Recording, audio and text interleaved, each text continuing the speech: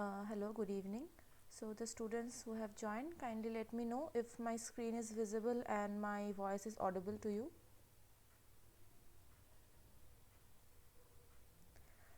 Please write in the chat box if my screen is visible and the voice is audible to you.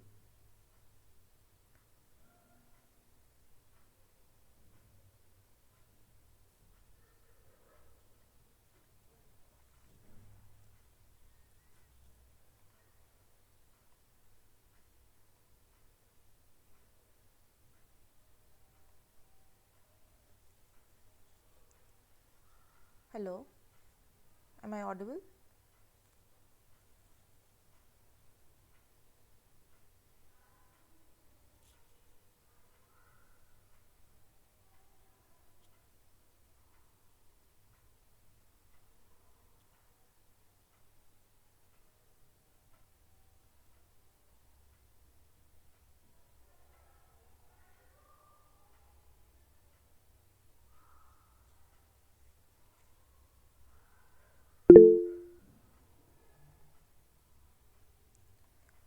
Okay, thank you. We will wait for a few minutes, then we will start today's session.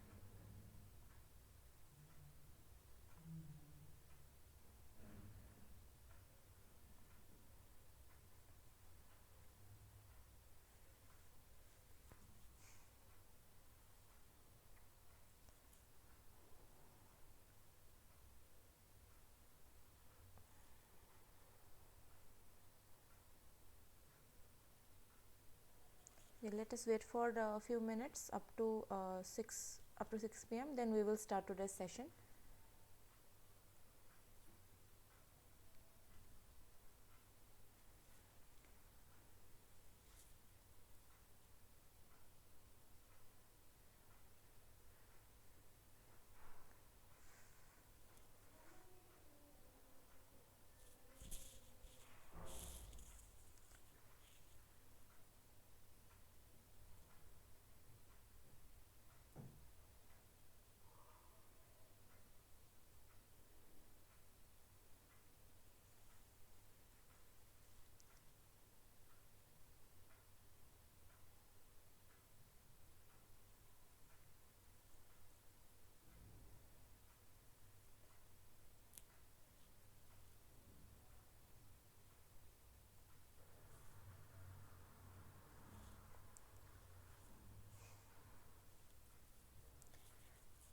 Okay, the students who have joined, I welcome you to today's session of NPTEL online course for Medicinal Chemistry.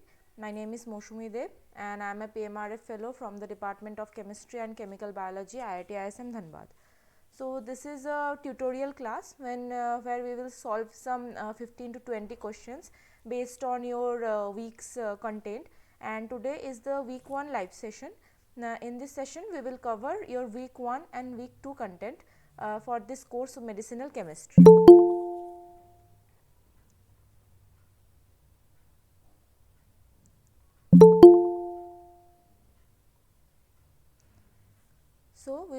for 2 minutes until more people join, and eventually if somebody joins in middle of the lecture, I will allow them also.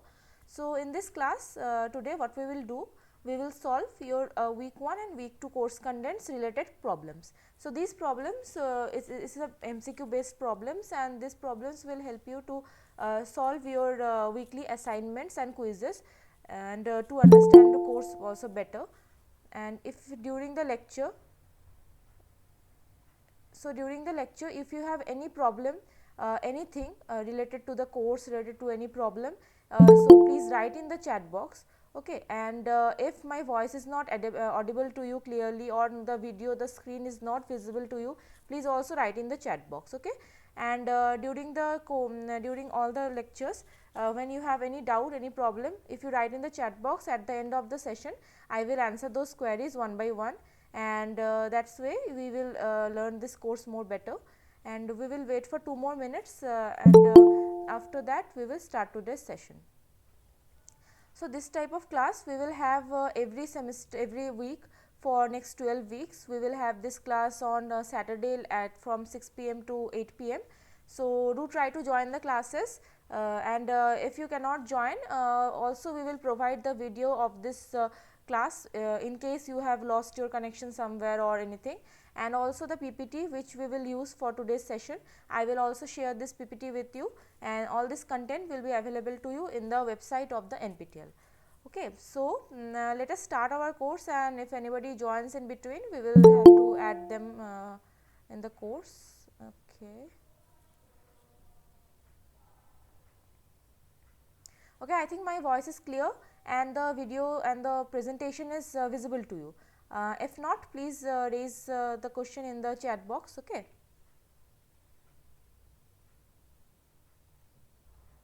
Okay. So, today's course, today's class is compiled of your week 1 and week 2 course content for this medicinal chemistry course. Okay, we have to admit people.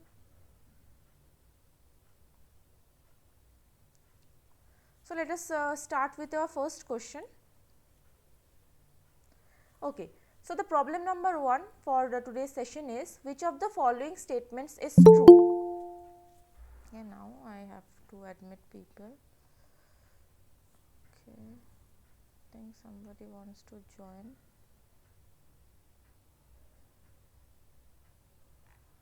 Okay, no.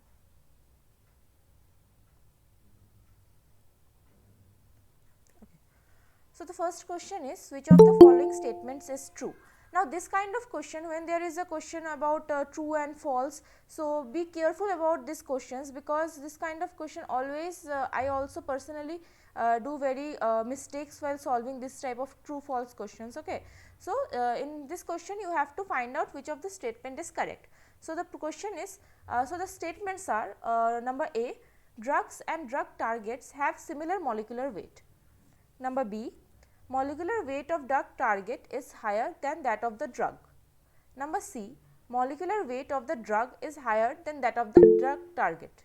And number D, there is no general rule regarding this. Okay, I think somebody has said anything. Okay, okay, good. You are answering the questions during the session, which is very good. So, yeah, which is the true question? The true answer will be molecular weight of the drug target is higher than a drug. Now, what is a drug and what is a drug target? So, to precisely answer this question, okay, somebody wants to join. Okay, another question, answer B. Yes, the correct answer is B. So, what is a drug and what is a drug target? So, the drug is a chemical substance, a natural or human made, that changes normal body functions in some way. So, there is a no perfect definition for a term for the drug. So, it can be used for a cure a disease, to reduce symptoms of illness, or alter a person's mental and physical state. Now, the drug and the medicine, they are very similar. Actually, we also use the word drug for you in case of medicines. So, what is the difference between the word drug and the medicine is like that. So drugs can be used for the substances also which grows the addiction in a human body. Okay, all we know that drug addiction about all this. So the precisely, but drug is also a scientific term for a thing, the medicine. So drug is precisely is a chemical substance, a chemical molecule which is called the drug molecule, okay, which affects the body and changes the body's function in some way, and it may be as a medicine, it can also change the mental and physical state. Now what is a drug target? Now the drug target, so what is a drug target? Now a drug target is at the so the drug, the chemical substance which will act in our body, so it have to work on something, right, it cannot work randomly. So drug target is precisely that particular substance on which the drug will affect. So there are many things we can use as a drug target. Mostly the drug targets in the human body are the enzymes. So there is 47% enzymes which are the drug target for our body, and there are also can be like DNA and ingrains and miscellaneous which are very lower percentage, like 1% or 2%. Other receptors can also be, there are GPCRs, there are ion channels, transporter, receptor, nuclear hormone. So these are the drug targets. Now the all from this thing we can all know, okay. So from this thing we can understand that the drug target is something which has a very higher molecular weight, like enzymes are made of proteins basically, and a protein has a very high molecular weight, as we all know. So from this we can understand why the statement B is correct. Okay, so the molecular weight of the drug target is always higher than a drug, because drug is a simple very small molecule, and if we know about the Lipinski's rule, which is we will also learn it later in this course, which is called the drug likeness of a compound. So a molecule which will show very good properties of a drug should have a molecular weight less than 500 gram per k, gram per mole. Okay, so this is also Lipinski's rule which helps us to design the drug targets. So I think the first question is clear to all, and okay, so there is a very so I have to admit some everybody, so pardon me for the disturbance, but we have to admit everybody. Okay, so I think the first question is clear. If you have any problem at the end of any question, please write in the chat box. At the end of the session I will answer all those queries. Okay, so in this way we will learn better, and if you have any query after the class also, I will share my email ID. You can also contact me by email, and also you can write in the NPTEL forum which we have, and we will also answer those queries in that forum. So let us move toward your second question. I think the problem number 1 is clear to all. So problem number 2. So it says that which of the following statement is false. Now in the previous question I have told you that be careful in the true false kind of question, because it is sometimes like we read with the question in a way the answer we have to do the answer in another way. So in case of this incorrect, correct or true false questions, be careful about the questions also. So in this question we have to find out which is the false statement. Okay, so the statements are: number A, both receptors and enzymes have active site. Number B, only enzymes have active site, not the receptors. Number C, after binding, reaction takes place in enzymes. Number D, after binding, no reaction takes place in the receptor. Okay, so in this question you have to find out which is the false statement about the receptor and the enzymes.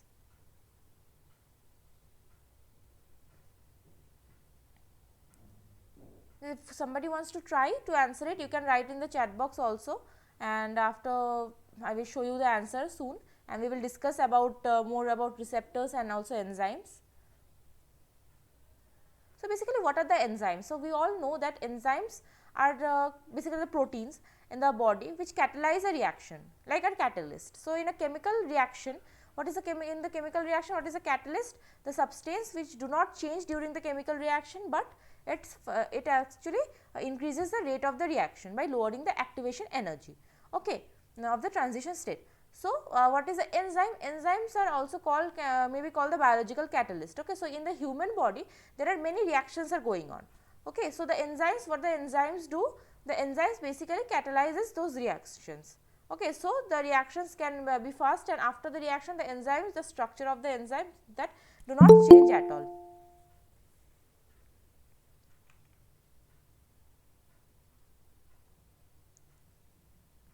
Okay, so we have one answer like the B is false. Okay, so let us see what is the correct answer.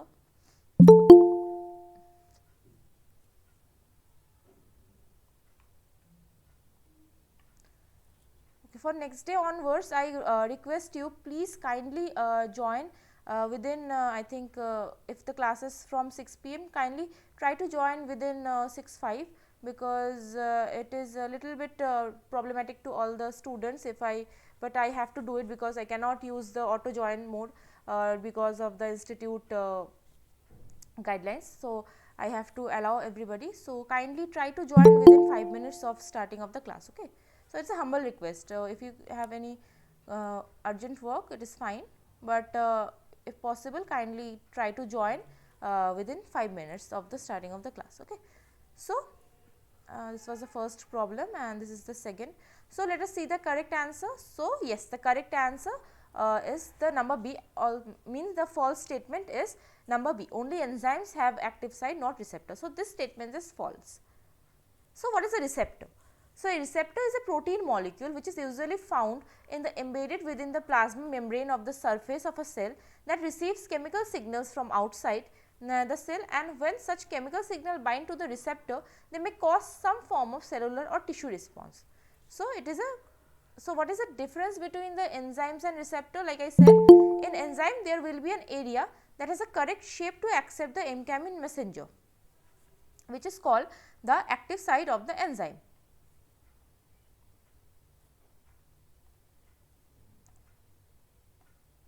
So in receptor there will be an area which is the correct shape to accept the incoming messenger, and it is known as the binding site or analogous to the active site of the enzyme. Okay, so chemical messenger does not undergo any chemical reaction, it fits into the binding site of the receptor protein and passes message and then leaves unchanged. So this is the basic difference between an enzyme and receptor. So what we know, the enzymes are biological catalyst. We have in the if particular shape or particular place in the enzyme which is called the active site of an enzyme. So it is an area where a substrate binds and after the reaction the product is released. Okay, so in the active site of an enzyme a particular reaction takes place. But what is the difference between the active site of a receptor and active site of an enzyme? So in the receptors there are also area which is very similar to the active site of the enzyme. Okay, but this is not an area where any chemical reaction going on. So a chemical messenger like a neurotransmitter or like some molecules, it can come to this active site to bind to a receptor and it will respond, it will generate some kind of message and some kind of response for any cellular process. Okay, so there will be no chemical reaction undergoing in that part. So this is a basic difference between the receptor and the enzymes. So in the enzymes, in the active site when the substrate binds, it will react, product will be formed. But in case of receptor, there are active site, but there won't be any chemical reaction, means we will not have any kind of change in the substance which is binding to the active site of a receptor. It will simply bind to the receptor and then it will leave the place unchanged. Okay. Okay, so I think the problem, you have understood the problem and also the answer. So if you have any doubt, any query during the session, I also am requesting you please write in the chat box. At the end of the session, I will answer all those query which you have at the end, and when I am showing a problem, try to answer it yourself. You can write the answers in the chat box at the after telling the question. I will check your answers and I will tell you if it is correct or not. Okay. So let us move forward. I think it is correct, it is understood by everybody. If you have any doubt, please do write in the chat box. Okay. So problem number 3, it says that when FDA review happens during clinical trials, number A between phase 3 and phase 4, number B between phase 2 and phase 3, number C at the end of phase 4, and number D at the end of phase 1. So you try to answer this question. Okay. Yeah. So when the FDA review happens during the clinical trial. So what is a clinical trial? So the pathway between a molecule which which is designed and which is synthesized as a drug molecule to be at a particular to be approved as a drug, to be this compound in the market. So the pathway is called the chemical trial. Okay.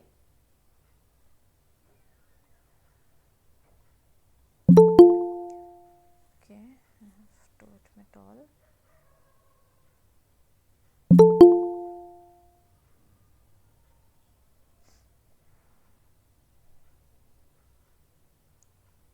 Okay. So what will be the correct answer? So the correct answer will be between phase 3 and phase 4. Now what is clinical trials? As I said, when you are designing a molecule as a drug molecule, while you are synthesizing a molecule as a drug molecule, the pathway between this designed molecule to be a drug molecule, it is called the clinical trials. So every molecule which are in the market as a drug, every molecule have to undergo in the pathway of the clinical trial to be it as a drug molecule. So this is the clinical trial process. Okay. So in this clinical trial process, what happens, like it takes nearly 5 to 15 years to specific for this a compound to be from a drug molecule or a drug candidate to be a marketed drug. It takes nearly 15 years, 5 to 15 years. So as you know that it is not a very easy to take a compound and make it as available in the market for the use of the everybody. So first we have which is called the preclinical trials.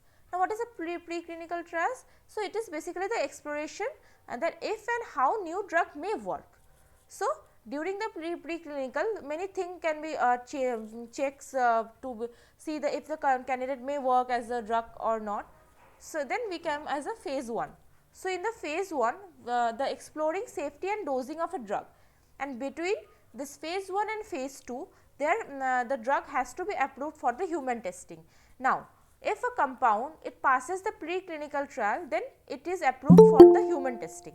Okay. So after it is approved for the human testing, it will go for the phase 1. So what happens in the phase 1?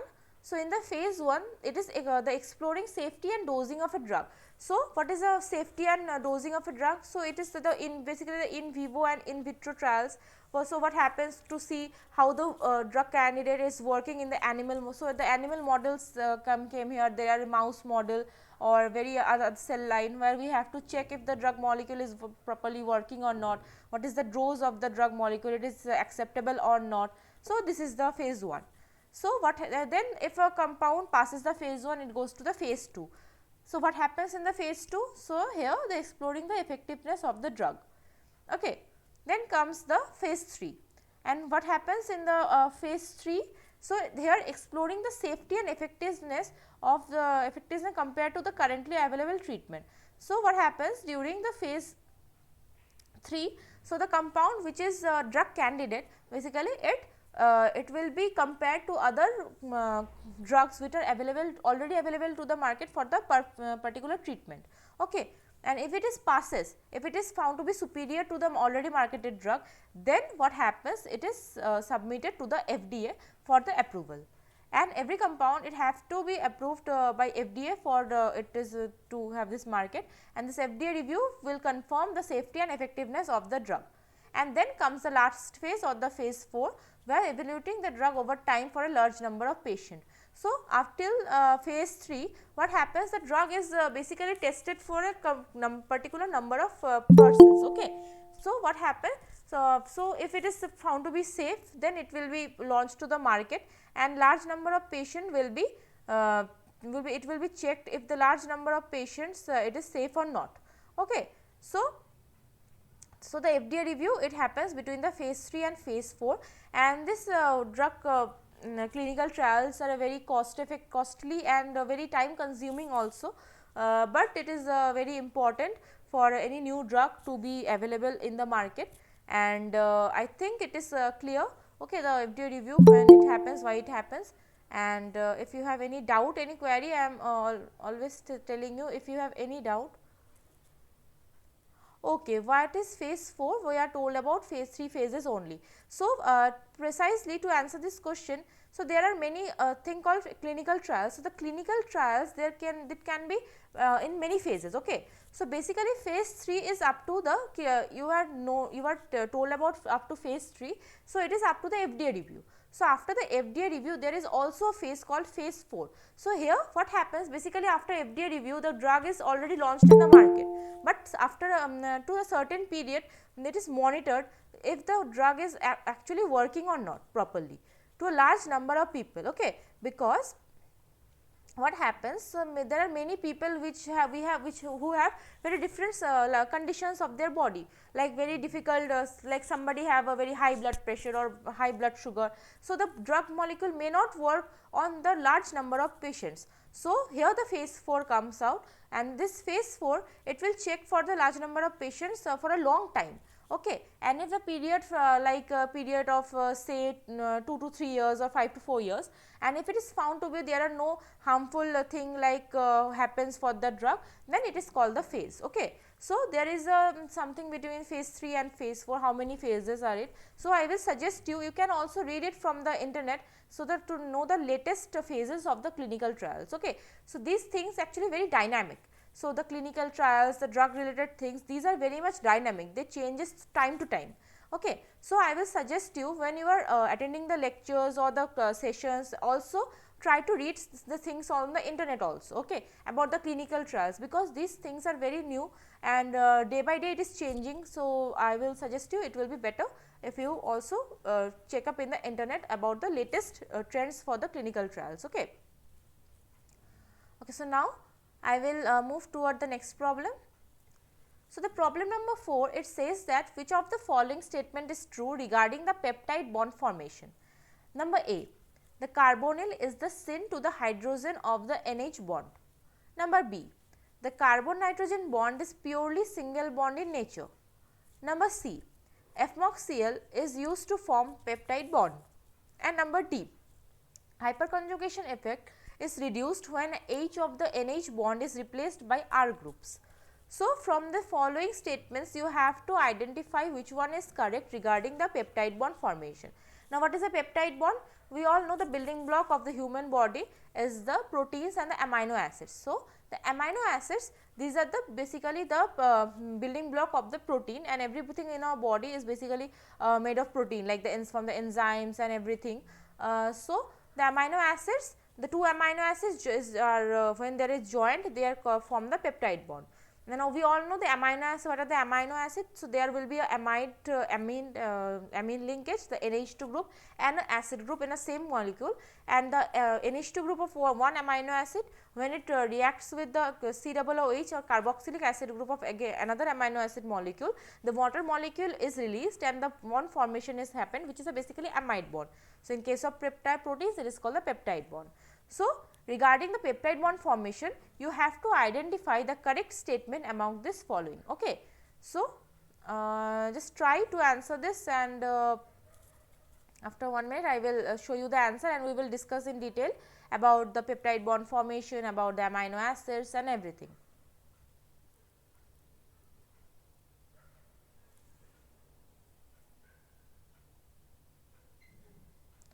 Okay, D. Okay, so there is a question, ma'am, why India don't have a drug regulator like FDA. So, the answer to answer this, like actually in FDA is actually the whole I mean every country should not have a kind of FDA. So, India may have a kind of agency regulator like FDA, but it will take some time. Okay, as we all know, like we are in this drug related work, India is a little bit of back gear, but you will happy to know that the India is the largest producer of the APIs, active pharmaceutical ingredient, in the whole world. Okay. So, not every country have a drug regulator. The FDA is the most I should say that appropriate or the highest agency for the regulation of the drug, and the other in I think China also have a drug regulator like FDA, but it is not much acceptable. Okay. So, I think let us hope India will have some kind of drug regulator like FDA someday. Okay, so correct answer for this question, particular question is answer D. Hyperconjugation effect is reduced when H of the NH bond is replaced by the R groups. So, this is a amide bond.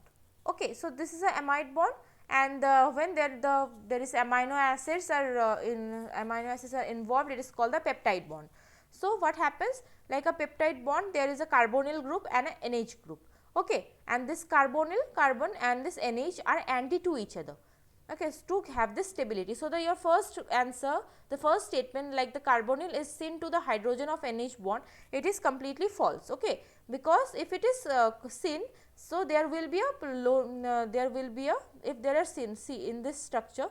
Okay, I will use the laser pointer. Yeah.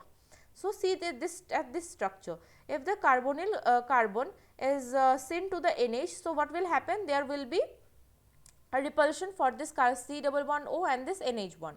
So, to minimize this repulsion, what happens, this carbonyl group stays as anti in most of the cases in this NH bond. Okay. And the second number B point was that carbon nitrogen bond is purely single bond character, which is also false, because this what happens, like there are lone pair on this nitrogen. Okay. So, there are a lone pair on this nitrogen.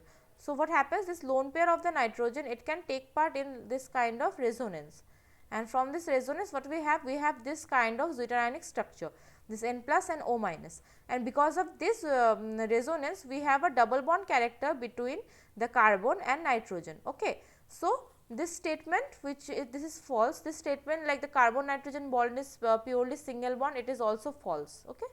So, number C is that FMOXCl is used to form peptide bonds. So, this is also a false statement. If you read about the peptide bond formation, the amino acid reactions, you will know there are few compounds which actually helps the peptide bond formation, like there are DDQ, there is there is HBTU, HATU. So, these molecules are nothing but they actually catalyze this reaction, this water elimination, and they basically form this carbon nitrogen bond, but FMOXCl is not a compound which generally form the peptide bond.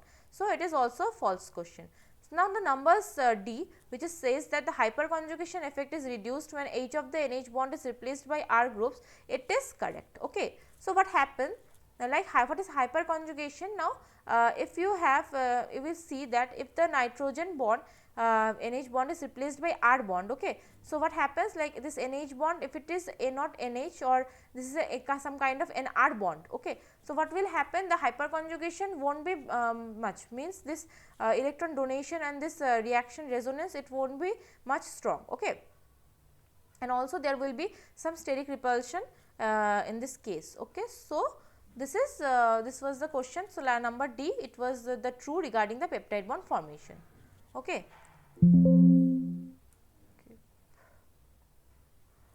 Okay. Okay. So, now we will move toward our next question. So, again I am saying, during the lecture if you have any doubt, any question, please write in the chat box. I will share this lecture video and the PPT also with you. If you sometime you can miss the lecture for internet connection or anything, so you can again see it. Okay. So, we will quickly move toward our next problem. So, problem number 5, it says which of the following areas is not a part of preclinical trials during the drug discovery. Number A, drug metabolism.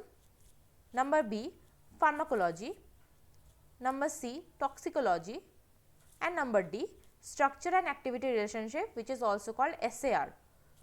So, what is a preclinical trial? As I said, a molecule, when you are designing a molecule to be a drug or to be a drug candidate, a drug molecule, you are synthesizing it. So, at the first thing it has to undergo is the preclinical trial, and during the preclinical trial many things are tested, and you have to identify among these 4 which is not a part of the preclinical trials. Okay.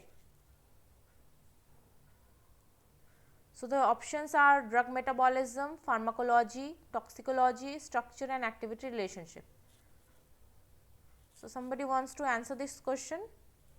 If you have, you want, you can write in the chat box. Okay, we have some answers like D. Okay, so let us see which is the correct answer. Yes. So, the correct answer is the D. Number D, structure and activity relationship. So, what is preclinical trial or testing? So, it is basically a laboratory test of a new drug or a new medical device. Okay, also medical devices are also have to undergo this preclinical trials before we use it and for the in the market.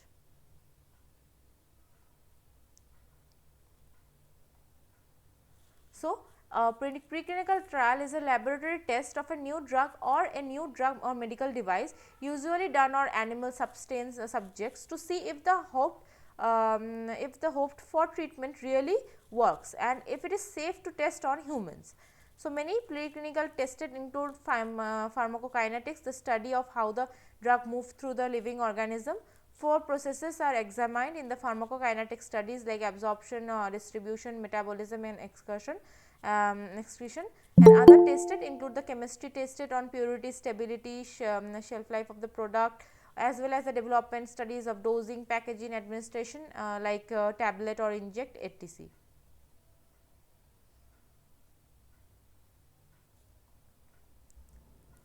So, as you said that structure and activity relationship SAR is not basically a part of the preclinical trial. So, in the preclinical trial there are some tested during regarding the chemistry and development of the molecule are done to see if the molecule is really safe to test on the humans. So, many it is tested on the animal models and also on the very in vivo in vitro studies in many cell lines it also happens. So, what is the structure and activity relationship in this when we are in on this question? Let us talk something about the structure and activity relationship. So, when you are designing a molecule, basically you are you have a drug candidate like compound A. So, what happens, like you are testing the compound A for to see if it is biologically active or not. So, if the compound A is found to be biological active, then we will start doing the structure and activity relationship.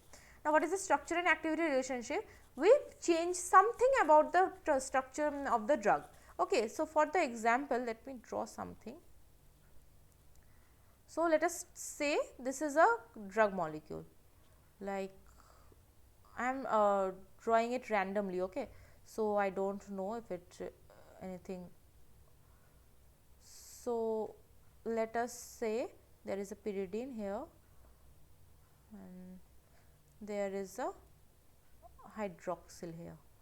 Okay. So, and there is a R group here. So, say it is a drug molecule. Okay. Now, if it is found to be active, biologically active, now we have to perform the SAR. So, what will be the SAR for this drug molecule? Basically, we will keep one thing, we will keep changing one thing about this molecule at a time. So, if it is this molecule is found to be active, what the next molecule will be? We will use only phenyl ring in place of this pyridine ring. Okay. Now, the next SAR will be, we will keep all the thing normal and we will change this phenyl ring to any other heterocyclic ring. Okay.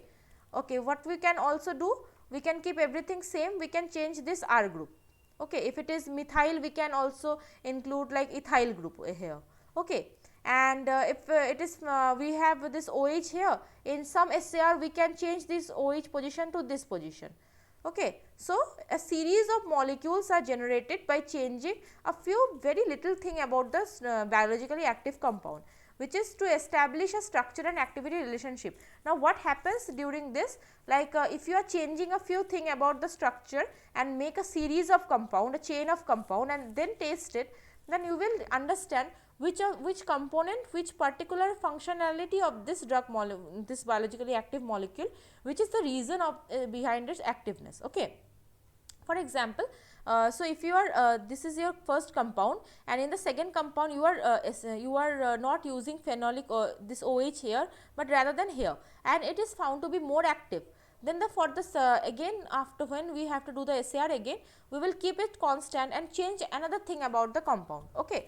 So, and if it is found to be less biologically active, then it means that this OH group at this position was crucial for the biological activity, means this was interacting with some part of your drug target. Okay. So, that is a structure and activity relationship. By this structure activity relationship, we establish the establish basically the relationship between the structure of the drug molecule and the activity of this drug molecule on the drug target.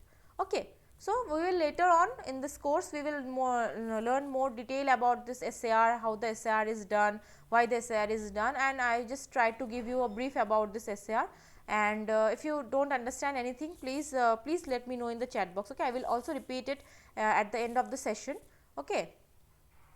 And I think it is clear the problem, and we will then move toward our next problem.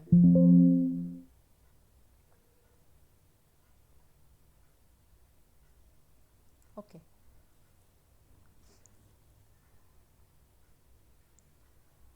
Okay. Now again we have a true false kind of question. Now it says that which of the following statement is false. So number A, it prefers, okay, there is something I have missed for this question. So it will be which of the following statement is false regarding the particular, there is a particular enzyme which I missed here. Okay, let me join. Okay. Okay, so this question is about a particular enzyme which is called the chymotrypsin. Okay, I forgot to write it here. Okay, I will just okay, 1 second. I will just write it here.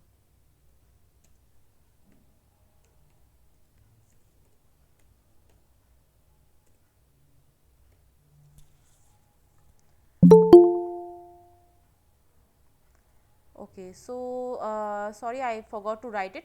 So it is a particular question like what is the statement is false regarding the false regarding the enzyme, false regarding chymotrypsin. So you have to identify this question, this statements. These are all about an enzyme called chymotrypsin, and I will recheck it, and also I will before uploading I will recheck it. So the statements are number A, it preferentially cleaves protein chains at the carboxylic site of the aromatic amino acid. Number B, mechanism by which it works is the acid base catalysis. Number C, the mechanism by which it works, it is nucleophilic substitution. And number D, catalytic triad of serine, histidine and aspartate is present in the active site.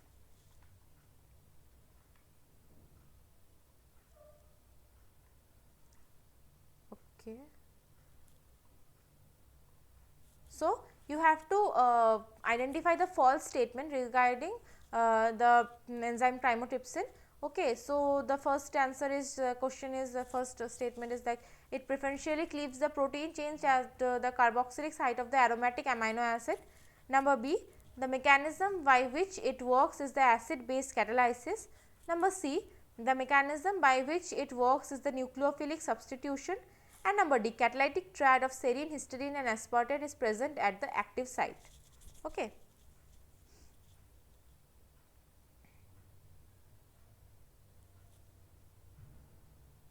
Okay, I will show you the answer and then we will discuss about this enzyme and how it works. Okay, so the answer means the false statement regarding the chymotrypsin is that the mechanism by which it works is the nucleophilic substitution. Okay. So basically this enzyme cleaves a particular amide linkage, the aromatic amino acid at the carboxylic site of aromatic amino acid. Means if you have a protein chain like we all know that what are the aromatic amino acids which have the aromatic side chains, they are tyrosine like phenylalanine, this kind of amino acid. Somebody wants to join.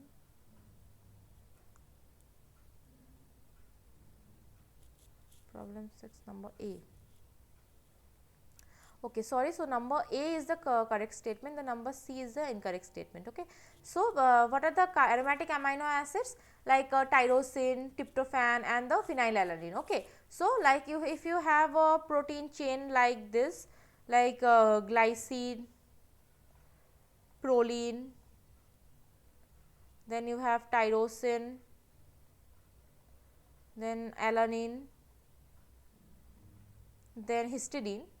So if you have a protein chain like this, so this and you incorporate this this enzyme, what will happen, like it will cleave to the carboxylic acid side of the aromatic amino acid. Okay.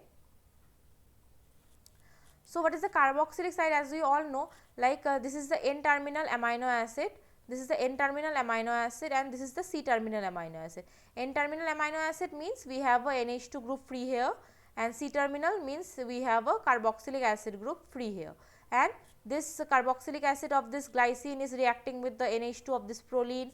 Again this carboxylic acid group of this proline is reacting with the NH2 of tyrosine, and the carboxylic group of tyrosine is reacting with NH2 of the alanine. So, what will this enzyme do? This will cleave the protein chain at the carboxylic side of the aromatic amino acid. Means this aromatic amino acid is tyrosine. Now, if you use this enzyme, what will happen? The protein linkage will be breaked at this area. Okay. So, the mechanism by which it works is basically acid base catalysis. Now, why it is called the acid base catalysis? So, this is a detailed mechanism for the enzyme. So, if you can see, so there is a aspartate residue here at the left side. Okay.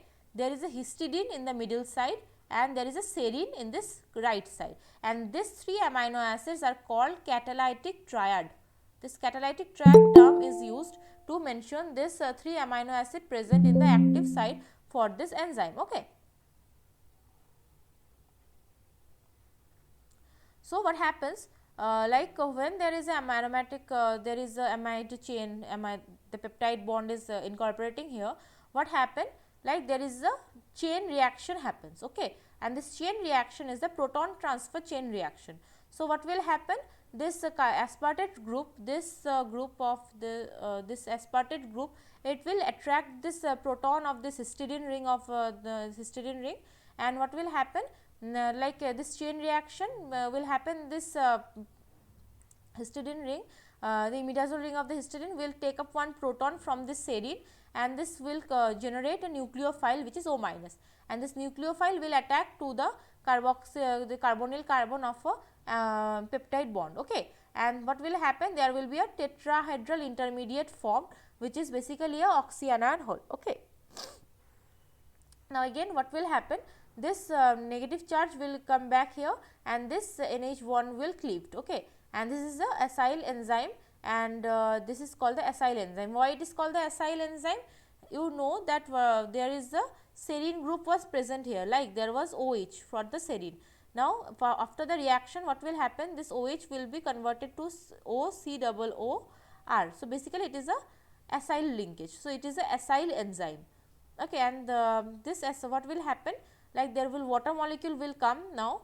Okay, and this water molecule will act on this acyl ring, and the hydrolysis will happen. Again a tetrahedral intermediate is formed here, and what will happen? We have this enzyme back here, and we have carboxylic acid back here. Okay. So, this is a complete reaction. So, this is called the catalytic triad. Now, why it is called the acid base catalysis? So, basically these 3 amino acids are acting as a chain reaction for the proton transfer. In the acid base catalysis, the main mode of the catalysis is the proton transfer. Okay. So, what is happening here? The aspartate group is taking up one proton, then it is from the histidine ring, and again the histidine ring is taking up one proton from the serine ring, and when the water molecule is coming here, the donation of the lone pair donation of this proton chain reaction is happening here. Okay. So, basically you do not need to remember or memorize all this mechanism, but it is good if you know the mechanism, it will help you to understand it more.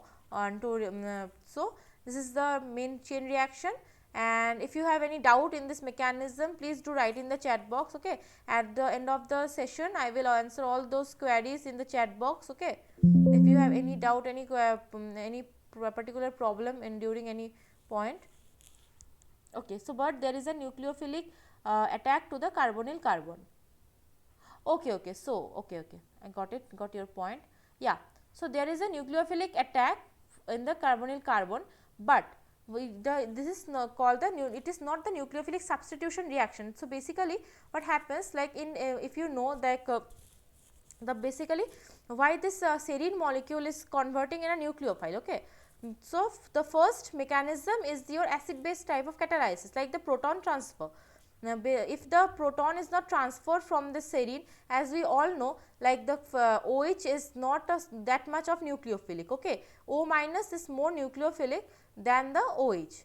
Okay, so what happened here? So it was the OH at first, but because of this proton transfer mechanism, the OH minus OH converted to the O minus, which is a good nucleophile, and then this nucleophilic attack and nucleophilic cleavage is happening.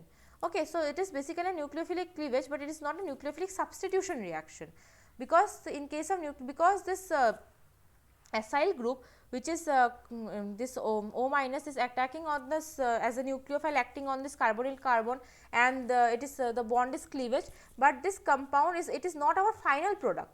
In a nucleophilic substitution reaction, what will happen if our product was like this, we have this O minus, and after the reaction the acyl ion is forming like O, C double bond O and R. If it was the final product, then the mechanism we can say it was the nucleophilic substitution.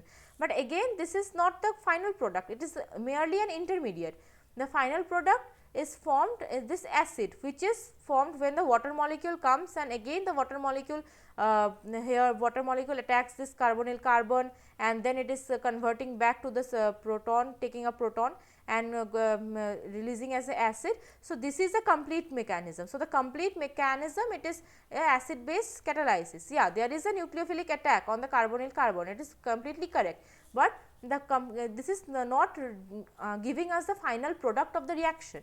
Okay, so you have to understand this difference between this thing, like the nucleophilic attack may be happen. Okay, so how C is false? So I think it is clear. If not, please write in the chat box who have this query. Okay, like how this is nucleophile is not nucleophilic substitution and acid base catalysis, because the ultimate product which is forming, it is not a product for the nucleophilic substitution reaction. Okay, it is merely the intermediate. In during the reaction there is a nucleophilic attack and the nucleophilic attack happens, but it is not the ultimate product. So the mechanism, we cannot say it is a mechanism for the nucleophilic substitution.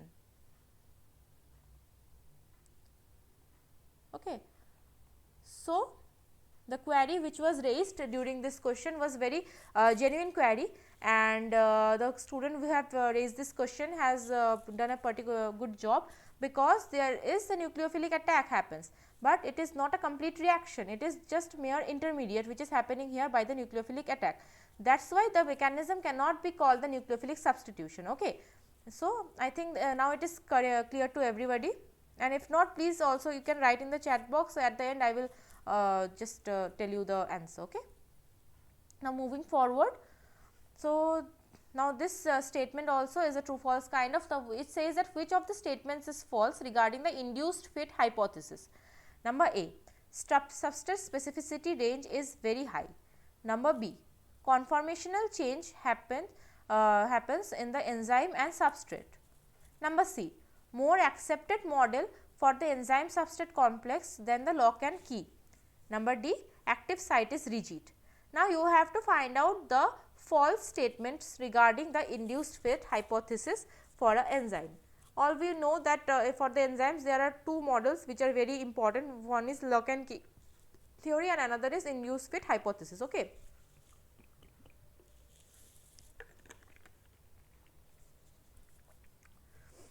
So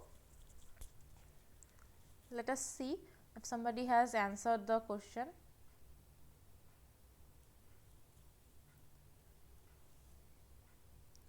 Okay, 7 is, somebody says C, somebody says B, somebody says D. So let us see what is the correct answer.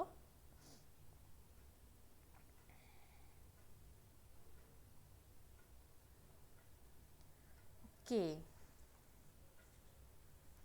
So again, when doing the true false kind of question, I have told you 100 times, like please read the question carefully if it is asking for a true statement or false. Okay, now let us see which is the correct answer. We have 3 answers till now. We have answers B, C and D. Somebody has said B, somebody has said C and somebody has said D. So let us check which is the correct answer and why. Okay, so the correct answer means the false statement regarding the induced fit hypothesis is number D, the active site is rigid. Okay, Now, what is induced fit hypothesis and what is difference between lock and key theory and the induced fit hypothesis? So, let us see the statements first. So, the first statement, the substrate specificity range is very high, which is absolutely correct. Okay. The conformational change occurs when the enzyme and substrate occurs in enzyme and substrate, it is also correct. It is more accepted model for from the lock and key. So, it is also correct, and this is the false statement. Now, what is the induced fit hypothesis? So, induced fit hypothesis is, so there is an enzyme, as you can see there is a enzyme and it is the active site of an enzyme and it is shaped like this.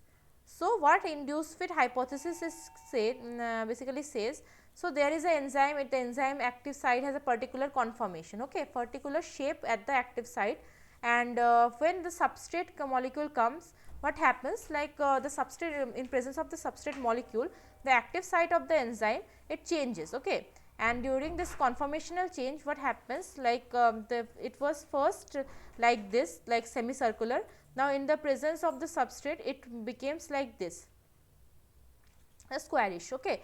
But why? So that the substrate can bind to the active site and we will have the products, okay. So, this is the induced fit hypothesis model. In the lock and key theory, it says that there will be a particular site in the enzyme like this, if it is the site, and if the our substrate is like this. So, it will perfectly fit to the active site of the enzyme. So, this is called like a lock and a key. But for the induced fit model, it says that there will be something conformational difference between the active site and the enzyme and the substrate, and in the presence of the substrate what will happen, the active site of the enzyme, it will undergo some conformational changes, and then the substrate will bind and the product will form. So, if the active site of the enzyme is rigid, the conformational changes will not happen and we will not have the substrate and enzyme binding and we will not have the products, okay. So, it is the false statement regarding the induced fit hypothesis. The active site is not rigid, it is very much flexible. So, that when the substrate comes, it can modify, it can change and it can, so that the substrate can bind to our active site and the reaction can happen. So, I think it is the question, the problem is clear, because we were having different answer for this question, okay. So, I think it is clear, and still if you have doubts, we have said different answers, you can also write in the chat box, okay, if you have any doubt. So, this induced fit hypothesis actually more acceptable theory than the your lock and key theory, okay, because in presence of substrate the enzymes active site do change to some extent, so that the substrate can bind more easily. So, let us move toward our next problem, okay. So, our next problem, it says that identify the correct order of the drug discovery program. Target discovery, hit identification, lead identification, lead optimization, preclinical development. So, option A is like 1, 2, 3, 4, 5 like for target discovery, then the hit identification, then lead identification, then lead optimization and preclinical development, or number B means first is the hit identification, then the target discovery, then the lead identification, lead optimization and preclinical development. Number C is the first is the lead identification, then the lead optimization, then the target discovery, hit identification and preclinical development, and number D as first the target discovery, then the lead identification, lead optimization, hit identification and preclinical development. Now, you have to find out the correct order for a drug discovery program. Again, you can write your answers in the chat box. I will check the answer and I will then tell you what is the correct answer, and we will learn more about this drug discovery program.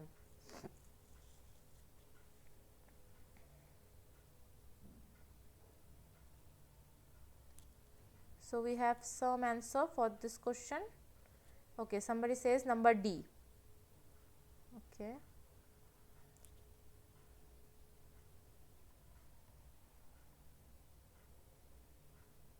So, the correct answer is of this question is number A. This is the first, the target discovery happens, then the hit identification, then the lead identification, lead optimization and preclinical development. Okay. So, let us know what is a target discovery and validation. So, target ID or target prioritization, disease target association and ligandability assessment. So, what is a target? Like at the first question, when the very first question of today's session, I told you about the drug targets. Okay. So, when you are doing a drug discovery program, you are synthesizing a molecule to be a drug candidate. What is the thing which you will do first? You will decide a target, a particular disease or a target is involved in that particular disease. Okay. So, the very first thing will be the target discovery or the target validation.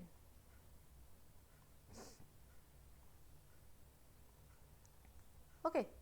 So, the first thing what we will do, so it is called the target, the drug target. The drug target have to be decided and discover or validate at first before designing or doing the drug discovery program. Now, what will be the next thing? It will be hit identification. Now, what is a hit and what is a hit identification? Now, protein modeling will be done or virtual screening or library enumeration. So, what happened, like you have decided a disease, say cancer. So, what will happen, you are particularly taken a target on which you are want to work on. So, there are many targets for the cancer also. So, let us say you are targeting the breast cancer. Okay. So, you will, what we will do, you will just search for the compound libraries, which are the compounds, which are the drugs, which are the which can be used as your hit molecule, which can work on this molecule as a drug in that particular cell line or for on the particular target. So, that is called the hit identification. Okay. So, protein modeling is a way by which you can do it, virtual screenings, library enumeration. So, it is called the hit identification. Once you get the hit molecule, what we will do? You will do the lead identification. So, what is the part of this lead identification? There are scaffold hopping, this binding mode prediction, physical chem property, physical chem property prediction, synthesis planning, in silico admit. Okay. So, what happened, like you are having a particular compound as your hit molecule.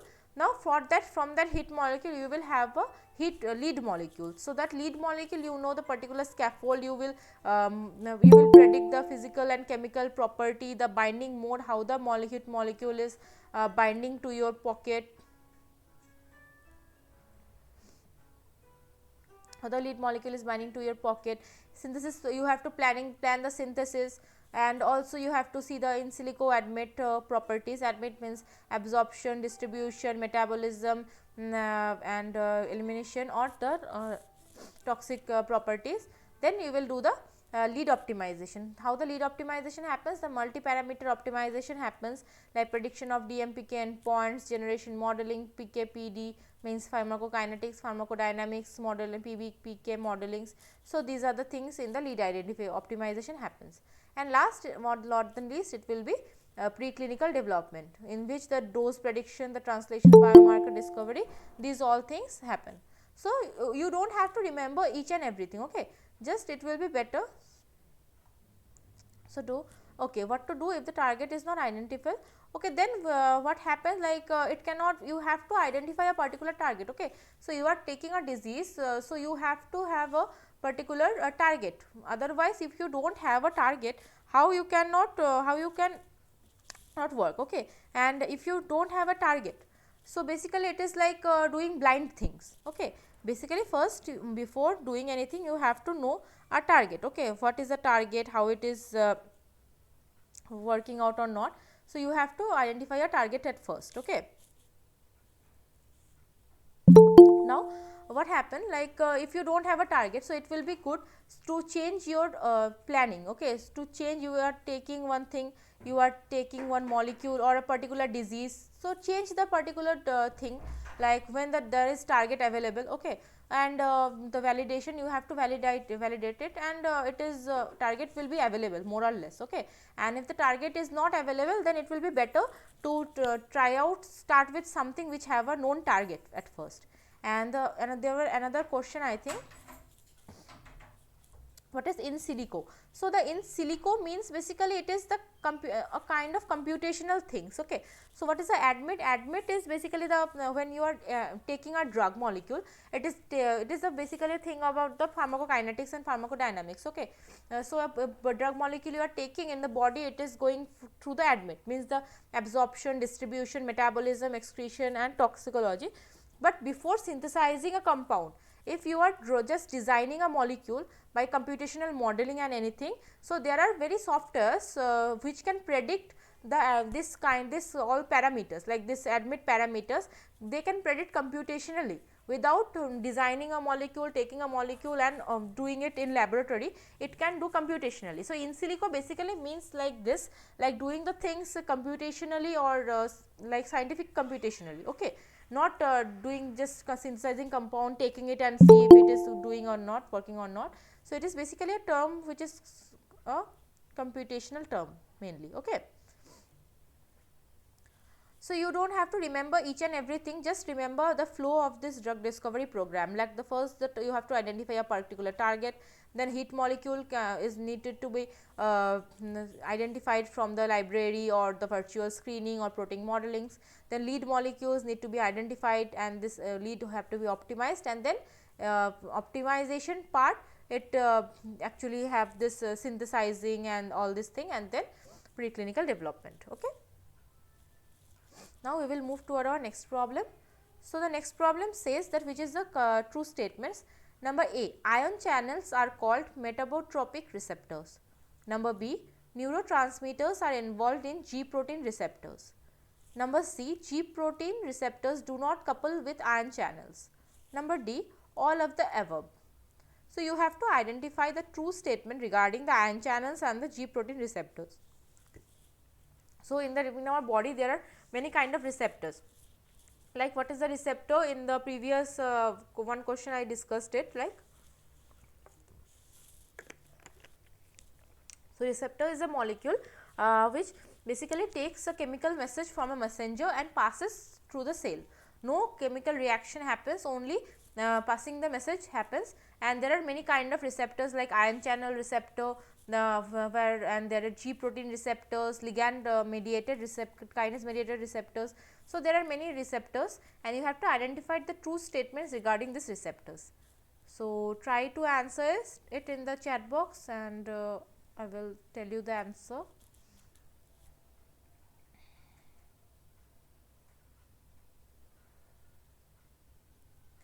Okay, anybody wants to answer this question?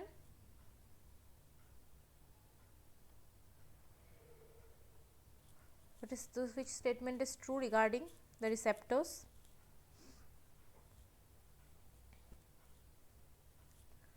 Okay, I will show you the answer first, then we will discuss it in detail. So correct answer is number C, G protein receptors do not couple with ion channels. Okay, so now let us see what is the G protein receptor. So G proteins, also known as guanine nucleotide binding proteins, they are involved in transmitting signals and function as a molecular switch. G protein coupled receptors or GPCRs, also known as 7 transmembrane domain receptors, 7 transmembrane receptors or serpentine receptor or G protein linked receptor, GPLR. That constitute a large protein family of receptors that sense molecules outside the cell and activate inside signal in transduction pathways and ultimately cellular responses. So what are the basic differences between the ligand gated ion channels and versus G protein receptors? So ligand gated ion channels, they are a group of transmembrane ion channel proteins which open to allow ions such as sodium, potassium, calcium and or chloride minus to pass through the membrane in response to binding of a chemical messenger, that is a ligand such as neurotransmitter. Okay. And the G protein receptor, the protein located in the cell membrane that binds extracellular substances and transmits signals from these substances to an intracellular molecule called G protein. The first one, on the ligand mediated ion channels, these are called ionotropic receptors, and the G protein receptors, they are called metabotropic receptors. So multimers, this ion channel receptors, they are multimers that are made up of at least made up of at least 4 or 5 individual protein subunits, and G protein receptor 7 pass transmembrane domain receptors. The first one, they couple with ion channels, and G protein receptor do not couple with ion channels, and the first one, they involve direct opening of ion channel with a binding of a neurotransmitter, and G protein receptors involve that indirect binding of ion channels with a metabolic activation of a G protein. So, these are basically the differences or the comparison between the G protein coupled receptor and a ion channel receptor. Okay.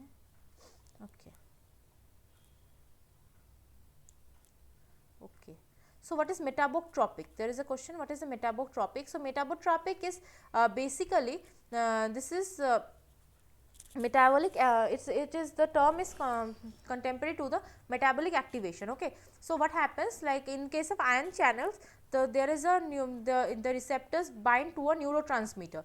The neurotransmitter basically directly bind to the receptor of ion channels, and they directly open the pores for the ion channel, it will directly open. Now, for in case of this metabotropic, means a metabolic activation will happen. Okay, not the there will not be a direct binding, but it will be a indirect binding to the ion channel, which will activate the G protein by a metabolic response. That is why it is called metabotropic. Okay. So, I think it is clear, and again we will just move to your next problem, because we are a couple of more problems to do today.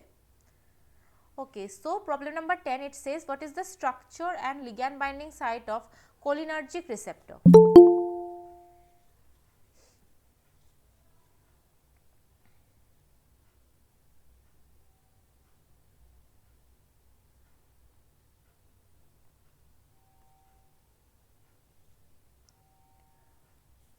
Okay, there is a question also, I think. Okay, the question is, can you explain why it is a false? Which one is false?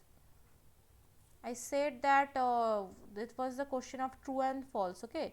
So, the correct true statement is the G protein receptors do not couple with ion channels. So, there is not any false response for this question. I do not know about which problem you are telling. Please elaborate in the chat box. I will answer it later. Okay. Okay, so number 10, problem number 10, it says that what is the structure and ligand binding site of the cholinergic receptor? Number A, alpha, beta, gamma, delta, epsilon, and 2 beta. Option A, sorry, it will be option B, 2 into beta, alpha, gamma, delta, and beta, gamma. Option C, alpha, beta, gamma, delta, lambda, and 2 into delta. And option D, 2 into alpha, beta, gamma, delta, and 2 alpha. So, you have to identify the what is the structure and ligand binding site of a cholinergic receptor. What is a cholinergic receptor? You also have to answer what is the cholinergic receptor, if you know, and I will also let you know which is a cholinergic receptor.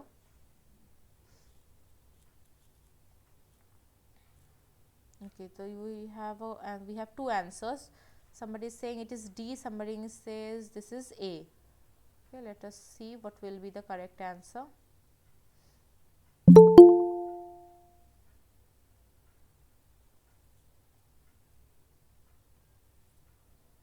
So, what is a cholinergic receptor?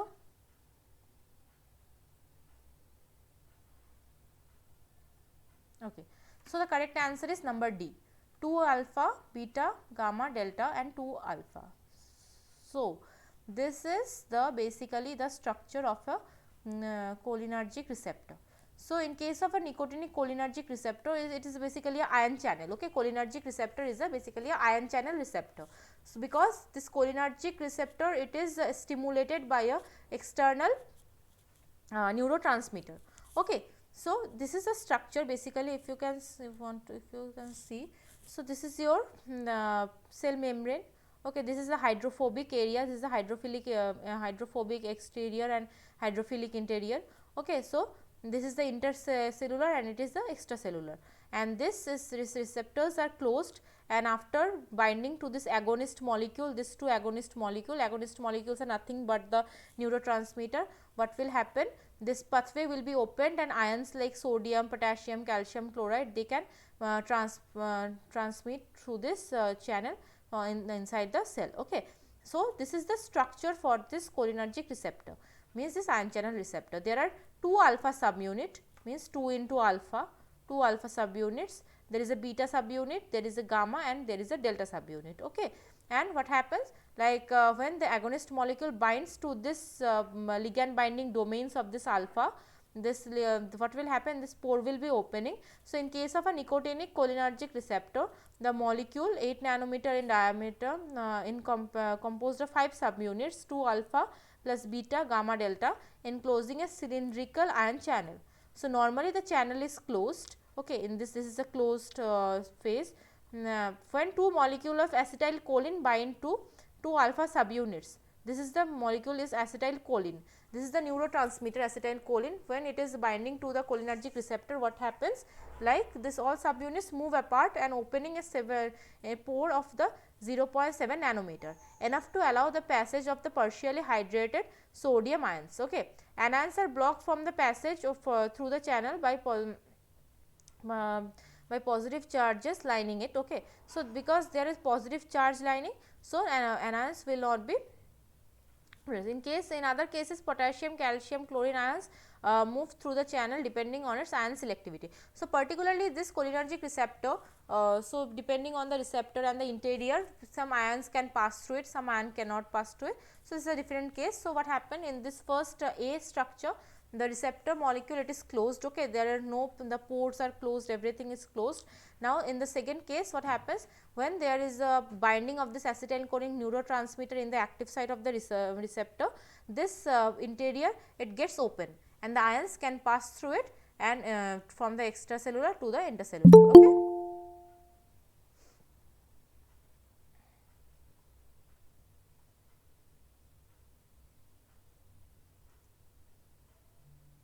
Okay, there is a question, why is the numbering like this in a cholinergic receptor? So, there is a okay, the receptors get activated by acetylcholine. Very good, the answer, what is called cholinergic receptor, it is very correct. So, why the numbering is like this? So, there is not a particular reason for the numbering. Okay. So, as we all know, the receptors are nothing but a protein molecules. Okay. So, this all receptors are all made up of the protein molecule. So, there is no particular reasons for this numbering like alpha, beta, gamma, delta, there is not particular reasons. There may be some reasons, but is not that much important here. Okay, just you have to remember what is the subunits, like there is alpha subunit, which is a beta subunit, there is a gamma, delta subunit. So, you just have to remember what are the subunits. Okay, there are no actually not particular important meaning for the subunits, and you have just need to remember this subunits and where is the agonist binding site and which is the agonist for this particular receptor. Okay. So, now we will move toward our next problem.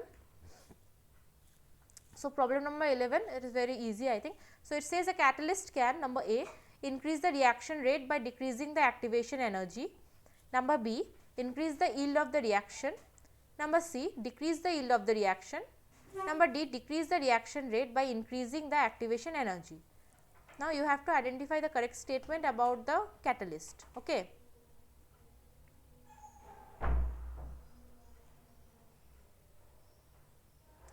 So, what is the correct answer?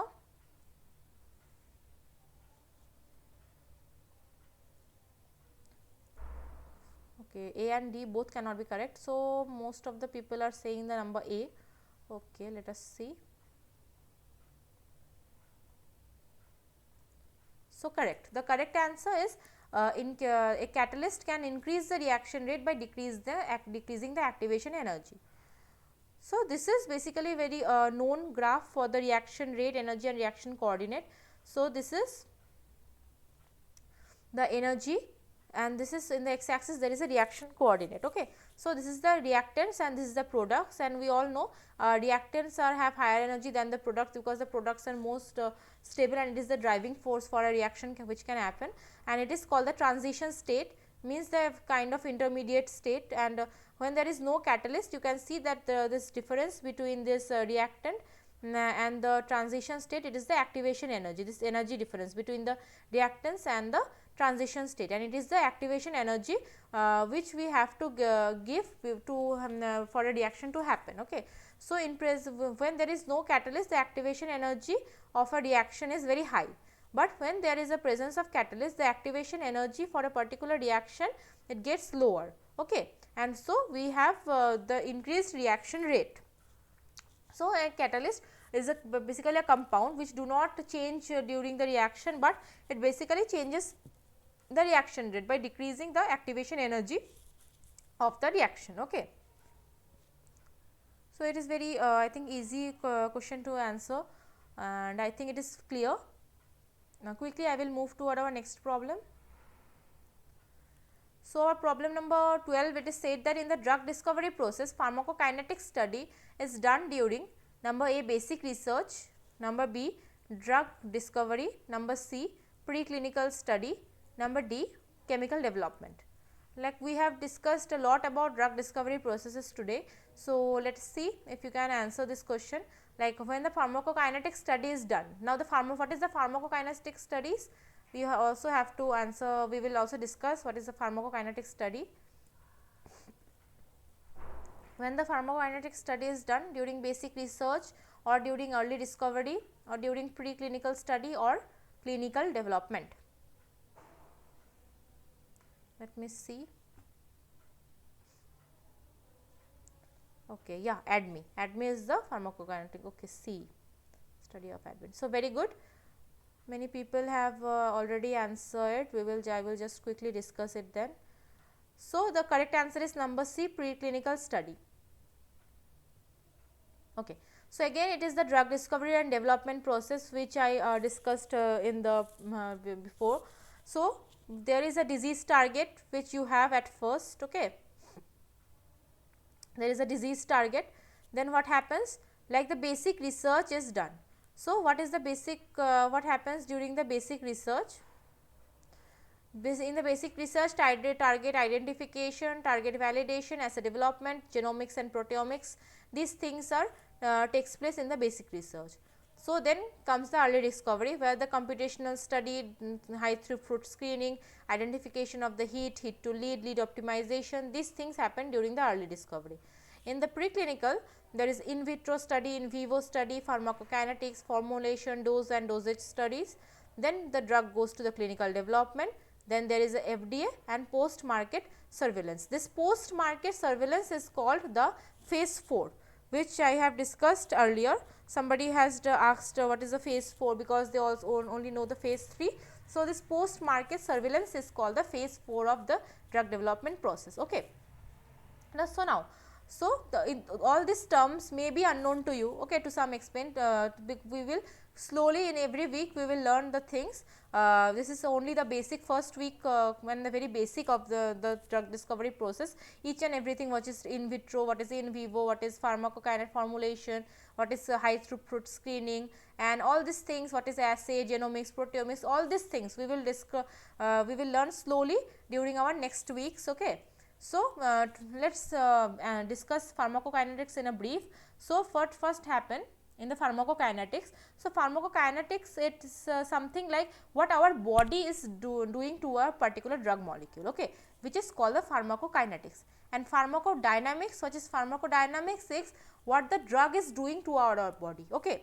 These two terms are very correlated, and some in the most of the time these two words are coined very together, and many people have many doubt for these two terms, what is pharmacokinetics, what is pharmacodynamics. Okay. So, just remember this thing, pharmacokinetics is basically the study. Okay. What is FDA? FDA is the Food and Drug Administration, and what is the regulatory body of America, and every drug has to pass through the FDA to be in the market. Okay. So, pharmacokinetics is what our body is doing to a drug molecule. You are taking a drug. Now, what our body will do this to this drug molecule? First, the drug will be in the the drug is administered. Okay. The administration is happen at first. Then what will happen? The distribution, the drug concentration in the systemic circulation. Like you are taking the drug molecule, it is in your stomach, it will, or in the form of injection, you are injecting the drug molecule, the body, in the body circulation, in the bodily fluids, in the tissues, it is distributed. Okay. So, we all know the admit things, okay, like ADME, ADME. So, after, or there is also a term called T. So, after administration of a drug, what happen? The body, the drug gets distributed in the body. Then M for the metabolism. So, the drug molecule takes part in the metabolism in the body, it is metabolized or it is excreted. After doing the work, it is excreted. This is called excretion. And T, it is term for the toxicology, toxicity. Since sometimes a drug, taking a drug molecule, it can also generate a toxicity in your body. So, it is also a part of pharmacokinetics. And what is the pharmacodynamics?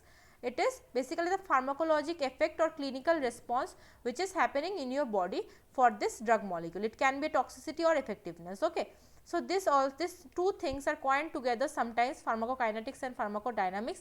ADME is basically for the pharmacokinetics, and the effectiveness and the distribution, toxicity is also part of a pharmacodynamics. So, always remember pharmacokinetics is what our body is doing to a drug, and pharmacodynamics is what the drug is doing to our body. Okay. So, I think it is clear, and if you have any doubt for this one, anybody have any doubt for this one? Okay, I think it is clear. Okay, quickly I will then again move to our another question. So, number 13, it says that correct graph for the enzyme control reaction versus substrate concentration. So, you have to identify which graph is correct for an enzyme control reaction and a substrate concentration. And this enzyme control reaction, the kinetics of this enzyme control reaction is very popular equation. There is for this enzyme control kinetics and rate molecule rate and everything, and there is a very famous reaction rate equation, and things are involved. I do not know if you know it or not. Okay, so we have a answer number A. So, let us see. Okay. So, what is the correct answer? Let us see. The correct answer is, yes, it is the number A. So, number A is the graph for the rate of the reaction and substrate concentration for an enzyme control reaction. So, what is an enzyme control reaction? So, we all know there is a thing called Michaelis-Menten equation, rate equation, and Michaelis-Menten constant for the enzyme control reaction. We will learn it also later in your course. Okay. So, in the x axis, in the y axis we have the velocity of a reaction or a rate of a reaction. In the x axis we have the substrate concentration, and this is called a this is not a particularly only a 0 order or first order or second order reaction. So, what happens? First, the reaction, there are lots of enzymes are available. Okay. So, when there is lots of enzymes are available, so it is called the first order kinetics. Okay. Then what happened? Like at the end of the reaction, almost all enzymes are occupied or saturated by the substrate. So, we all know there are enzyme molecule, there are substrates coming and binding to enzyme. So, at the beginning of the reaction, there are many enzyme molecules are available, and the reaction rate is first order. Okay. Means it is its substrate concentration, and the reaction, it is order of 1. And what happened? Like later on, when the substrate molecule is coming and binding to your enzyme molecule, and after some time when all the enzyme molecules are saturated by the substrate molecule, then the rate will be 0 order, and in the between it is called the mixed order reaction or the 0 order. So, at the Vmax is the highest rate of the reaction, which is called the Vmax. Okay. And Vmax by 2, it is when there is a half the Vmax by half. Okay. The half maximum velocity, and the substrate concentration at the half maximum velocity is called the Km or Michaelis-Menten constant. Okay. So, what is the Km? Km is the substrate concentration. Basically, it is a concentration of a substrate at Vmax by 2. Okay. So, we will later on in the course we will have this detail on this Michaelis-Menten equation and this rate equation and everything. Today just remember how the graph look like and what is the order of the rate reactions and everything. Okay.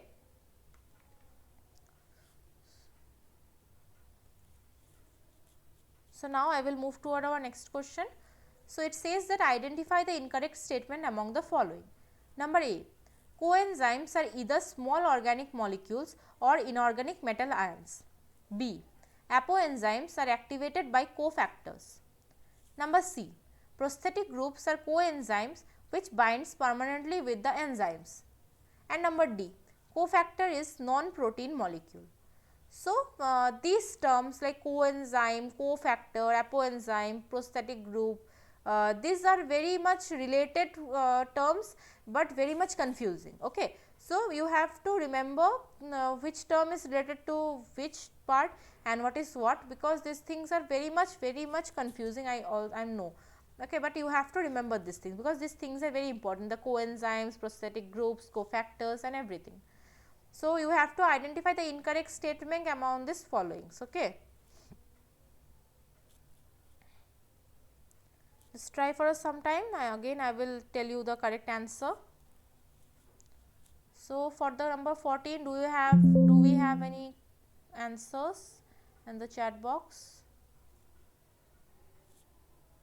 Okay, we have some answers like number C, and I presume the number C is for which question, number 14 or number 15?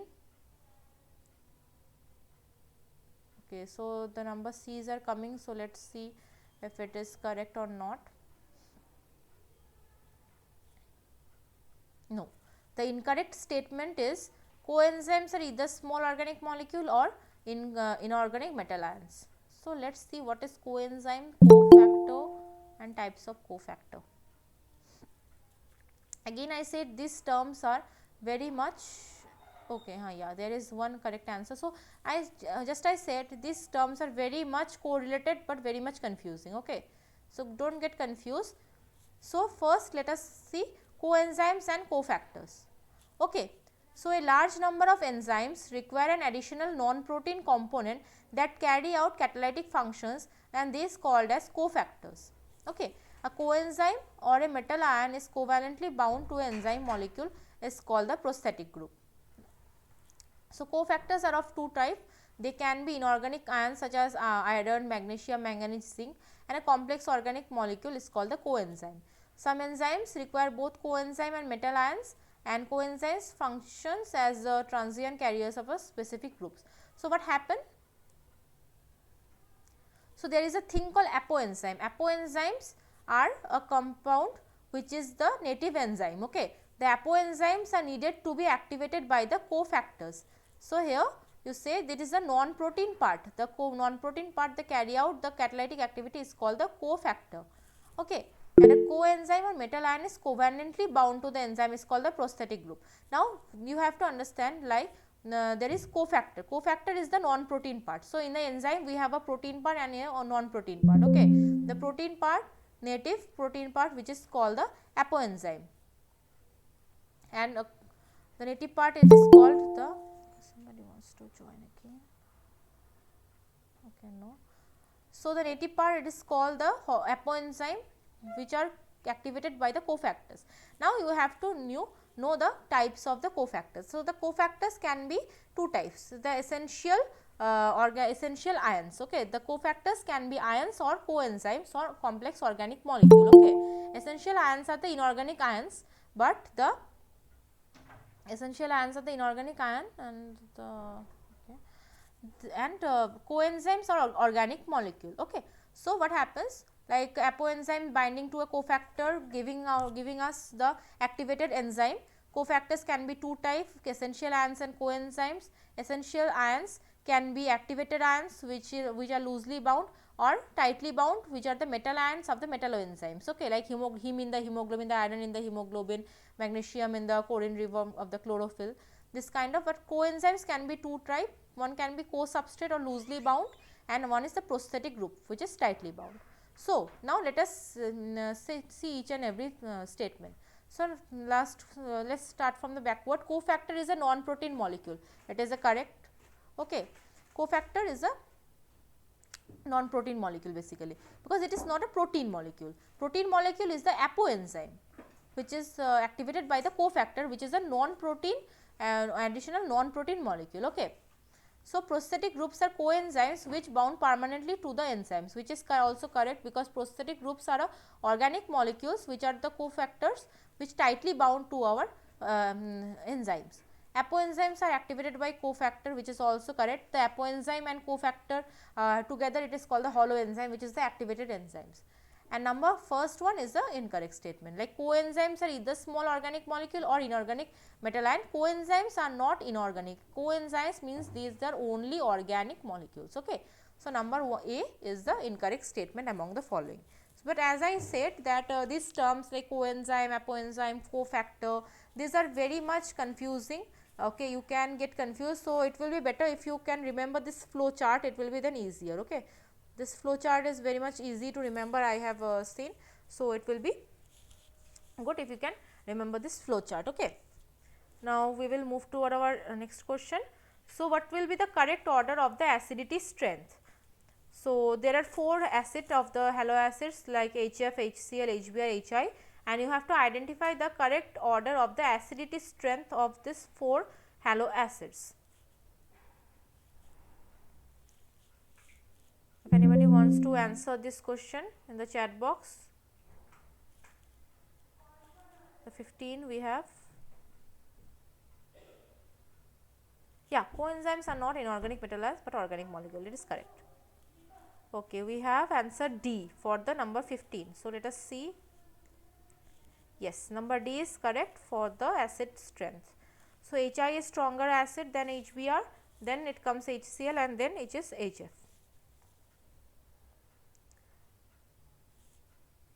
Okay.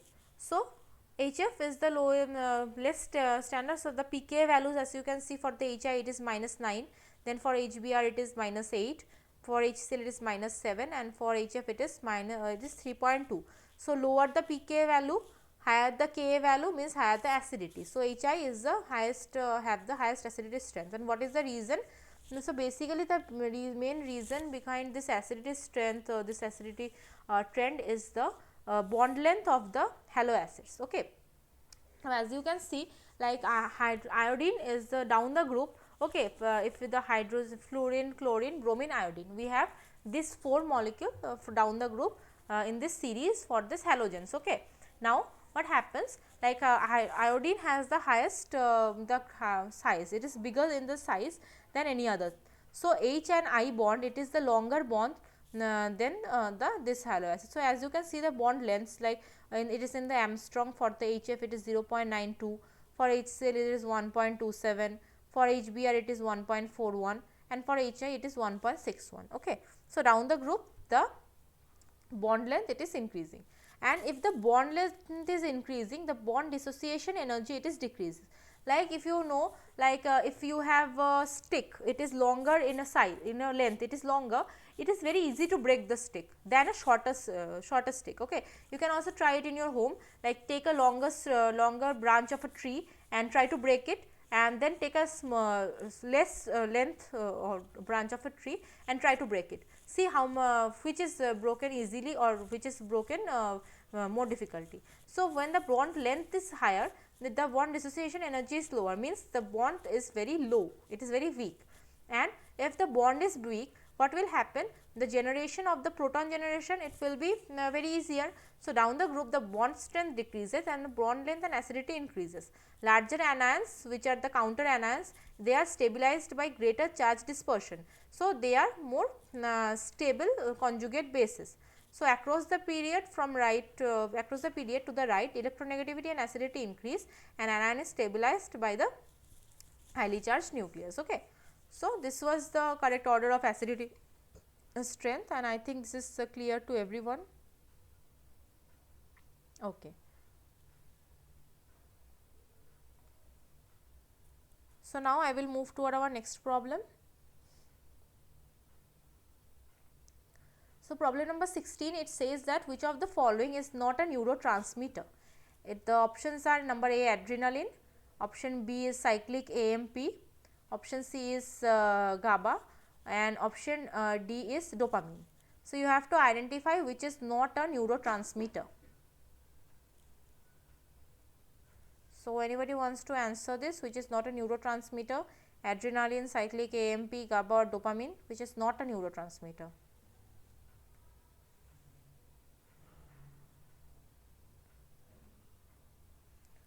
We have some answers like B. Okay, so most of the people are saying the answer will be B.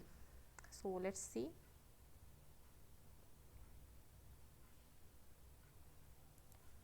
Okay, so it is a correct. So, cyclic AMP is not a neurotransmitter. Now, what are neurotransmitters?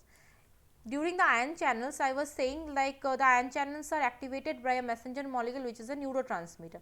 So, what is a neurotransmitter? So, basically, so neurotransmitters are chemical substances which are released by the electrical impulses into the synaptic cleft from the synaptic vesicle of a presynaptic membrane. Then it diffuses to the postsynaptic membrane and binds to or activates the receptor present, leading to initiation or new electrical signal or inhibition of a postsynaptic neuron. So, neurotransmitter are basically the stimulators of our neurons, okay, our sense nerve. So, there are some neurotransmitter which are very important and very famous, like there are adrenaline, which is a fight or flight, which is produced during the stressful situation and increases the heart rate and blood flow, leading to physical boost and heightened awareness. And the GABA, which is a coming for the it comes the firing nerves and the central nervous system, and high levels of improved focus, low levels this low levels cause anxiety, also contributes to motor control and vision. Noradrenaline is takes part in the concentration, acetylcholine in the learning,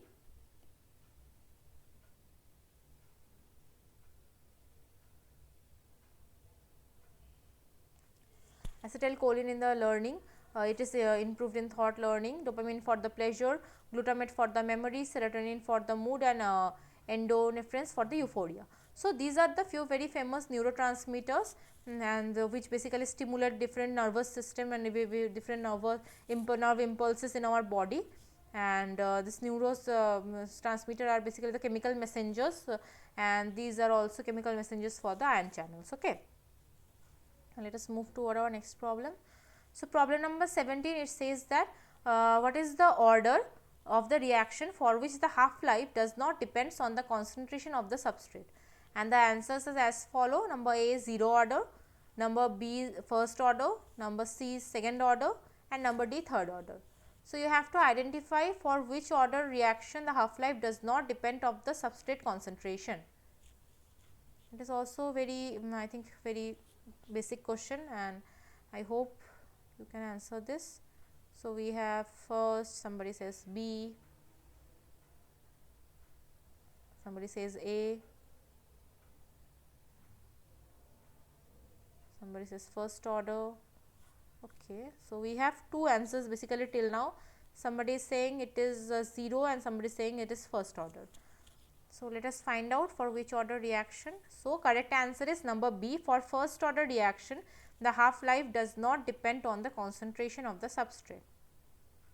So, this is the rate equation for your first order reaction. Okay, how it is coming, I think you know, and it is very easy to find out how this rate reaction is coming out. So, for the first order reaction, what happens, the rate it basically proportional to the concentration of the first order, means it is a substrate concentration. Okay.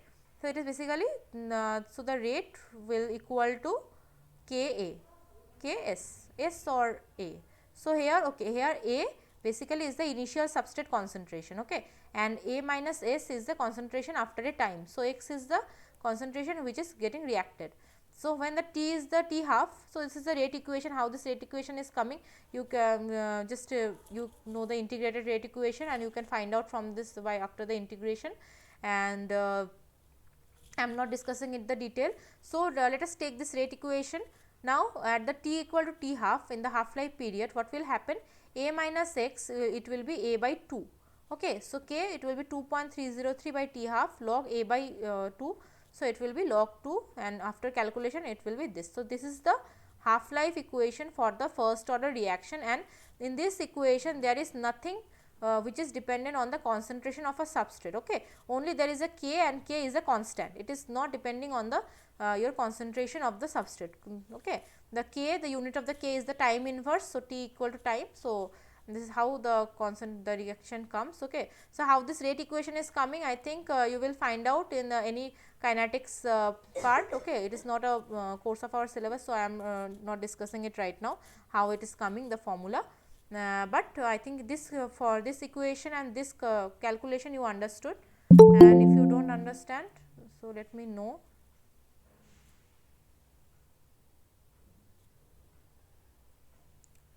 Okay, I think it is clear. So I will quickly move toward our next problem. So number 18, it is called what is the coenzyme for the enzyme lactate dehydrogenase? Number A, biotin. Number B, carbon dioxide. Number C, Fe2 ion, and number D, NAD+. Just a little ago we discussed about what is coenzyme and what is enzymes and everything, cofactors, everything. So here is a question, what is the coenzyme for the lactate dehydrogenase enzyme?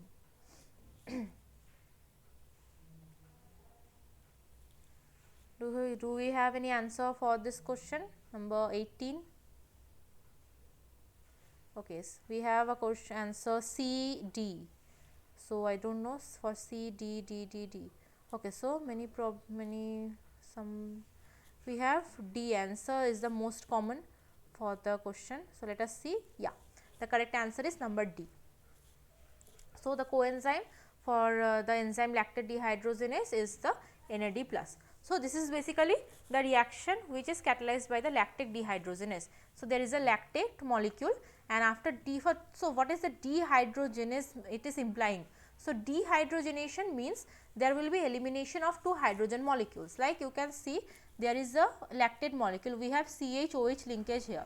So lactate dehydrogenase, this enzyme, what if it will do? It will eliminate two hydrogen and it will form the C double bond 2, means it converts lactate to pyruvate, and to molecule of NAD+, it is converted into NADH plus H plus. Okay, and 2 H plus 2 electrons also are going out from there, and there is a detailed mechanism, and you do not need to remember the mechanism, just remember the name of the coenzyme for this particular enzyme. Okay, these two hydrogens are taken up by this this D plus. Okay, and there is also a transfer of 2 electrons in this reaction, and NAD plus there is a structure. Okay, somebody wants to know something. Okay, now it is correct. Okay, so I think it is clear. Now we will quickly move toward our next problem. So problem number 19, it says that ATP is required as a cofactor to provide the necessary phosphate group, and the active site remains long. Okay, there is a 2 time remains. Okay, remains long open as long as the messenger molecule is bound to dash receptor. Fill in the blank. So ATP is required as cofactor to provide the necessary phosphate group, and the active site remains long open. There is no, it should not be remain here also. Okay, it not. Remains long open as long as the messenger molecule is bound to dash receptor. Fill in the blank. So what is the correct answer? Is it G protein receptor? Number B is ion channel receptor. Number C, kinase linked receptor, and number D, ligand mediated receptor. So for this question, what will be the correct answer?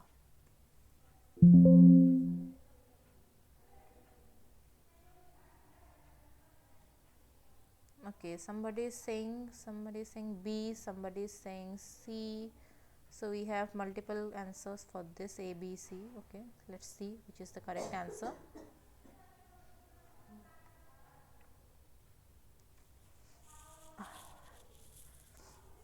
Okay, so the correct answer is C, kinase linked receptor. Now what is the kinase? So kinase are basically a particular enzyme which depends on the ATP. Okay, so kinase they actually phosphorylates the substrate like protein. They transfer one phosphate molecule from the ATP to the substrate, particular substrate molecule, basically the tyrosine or serine threonine, and in that OH what happens, like this kinase, for kinase the reaction is go like this. So there is a protein, and the protein has a amino acid like serine, threonine or tyrosine, which have a OH group, okay. And the kinase, which basically what it does, it takes a phosphate molecule from ATP and converts ATP to ADP and takes one phosphate from adenosine triphosphate to adenosine diphosphate, and one phosphate molecule is transferred to this, and this protein, and it is phosphorylated, okay, this PI. So this reaction is catalyzed by the kinases, okay. So this is the flow chart for how the kinase mediated kinase link receptors work. So this is the receptor tyrosine kinase protein. It is the inactive monomers of the receptor tyrosine kinases, and there is a signal binding site here, and when the signal molecule comes, what happens, like this monomers form active dimer, okay. Now this active dimers, what happened, these are unphosphorylated dimer, and ATP is converted to ADP, and the phosphorylation happens, and after phosphorylation this receptor produces cellular responses. So what is happening here? So there is a inactive tyrosine kinase receptor, and from when the signal molecule is binding to this inactive monomers, they are joined together and dimer is formed. Now this dimer is activated by the ATP molecule. This ATP acting as a cofactor converts this to ADP and transfers phosphate molecule to this tyrosine kinase receptors tyrosine groups, and what happens, this activated molecule will give a cellular response, okay, and that is how the reaction happens, okay. So remember, when there is a kinase thing that is mentioned, there is always the ATP is involved, okay, because kinases are the substrate which takes the phosphate from the ATP, okay. So I think it is clear to all, and if not, you can write in the chat box. At the end I will discuss. We are at the last question. So now the last question of today's session is, what is the primary stabilizing forces for the alpha helix and the beta sheet structure? Number A, hydrophobic interaction. Number B, hydrogen bonding interaction. Number C, covalent interaction. Number D, disulfide bond. So what is the primary stabilizing forces for the alpha helix and the beta sheet structure?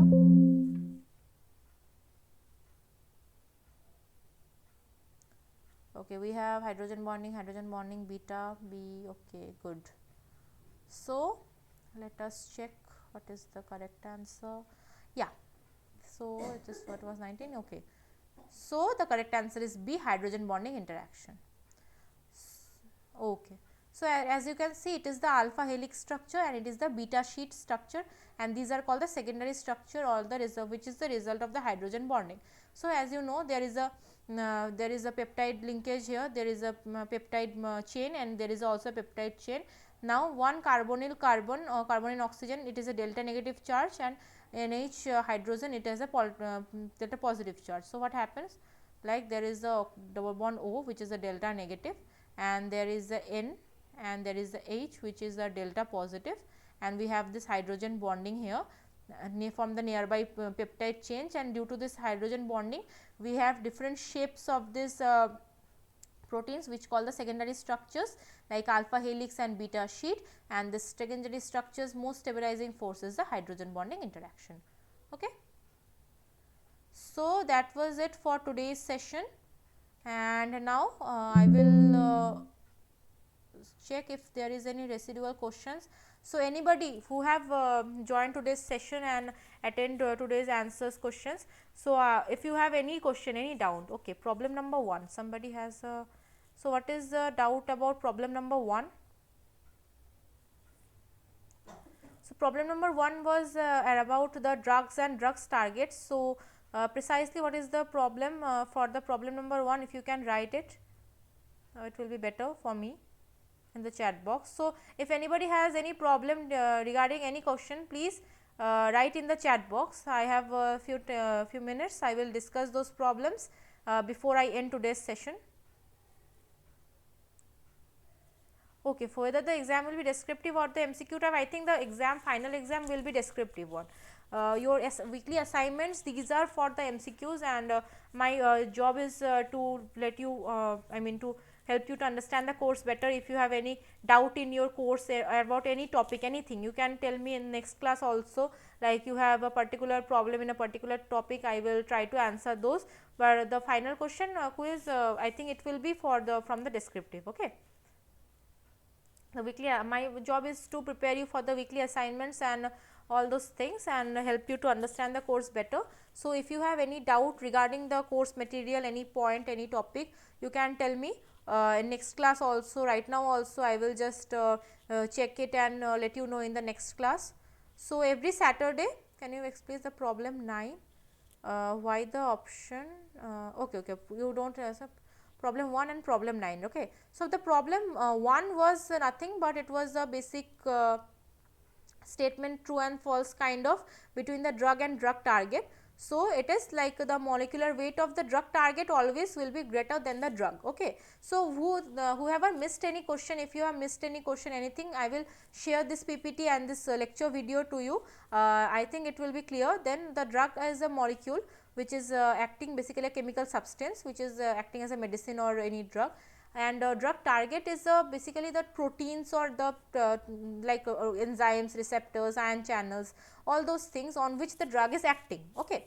So the molecular weight of the drug target is always higher than the drug. And problem number 9. Okay, the problem, what is the problem number 9? Share. Yeah, I will obviously I will share this slides. Okay, all the slides will be available to the NPTEL website, and this lecture video will also be available to the NPTEL website. So if you have any problem in the network connection, anything. So your question, the phenol is not a proton donor, right, because OH is attached to a benzene ring which is an electron withdrawing. Okay, the phenol is not a proton donor. Okay, not I mean it is a proton donor in what sense? If it is a, you are saying that phenol is a proton donor in a sense of like acid base, then it is not a proton donor. Okay. Now, but in the hydrogen bonding sense, we can say phenol is a proton donor because there is a slightly delta positive charge on the phenolic OH. Okay, like if I have to write, like I don't know how I should write it. Okay, let me write it here.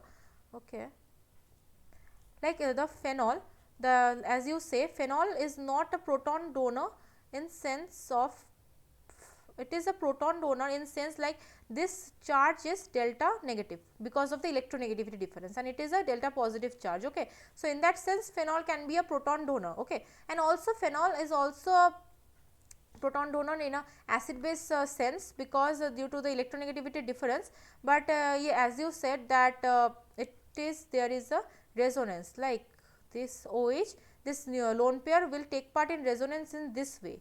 Okay. So if it takes part in resonance in this way, this will be more delta, this weak, this bond will be more weaker, and this electron, this proton will be I mean liberated more easily. Okay. So in that sense I think phenol can be said to be a proton donor. And problem, there was doubt in the problem number 9. So in the problem number 9 I have said that number A is the, which statement is the true. Okay. So ion channels are not metabotropic receptors, they are ionotropic receptors because they do not, ion channel do not give the metabolic response for the messengers. Okay. The G proteins which are the responsible for the metabolic activations, but the ion channels do not take part in any metabolic activation. Okay.